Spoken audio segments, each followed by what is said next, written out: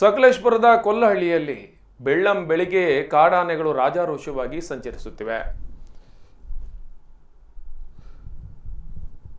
ಮಲೆನಾಡು ಪ್ರದೇಶದಲ್ಲಿ ಕಾಡಾನೆ ಹಾವಳಿ ಹೆಚ್ಚಾಗಿದೆ. ಕಳೆದ 2 ತಿಂಗಳ ಹಿಂದಷ್ಟೇ ಕಾಡಾನೆಗಳಿಗೆ ವಿಡಿಯೋ ಕಾಲರ್ ಅಳವಡಿಕೆ ಕಾರ್ಯಾಚರಣೆ ನಡೆಸಲಾಗಿತ್ತು. ರಾತ್ರಿ ಸಮಯದಲ್ಲಿ ಹೊರಗೆ ಬರಲು ಪಡೆಯುತ್ತಿರುವ ಜನತೆ ಕಳೆದ ವಾರವಷ್ಟೇ ಇದೇ ಪ್ರದೇಶದಲ್ಲಿ 2 ಜನರ ಮೇಲೆ ಕಾಡಾನೆ ದಾಳಿ ನಡೆಸಿತ್ತು. ಕಾಫಿ ತೋಟಗಳಿಗೆ ಕೆಲಸಕ್ಕೆ ಹೋಗಲು ಜನ ಭಯ ಪಡ್ತಾ ಇದ್ದಾರೆ.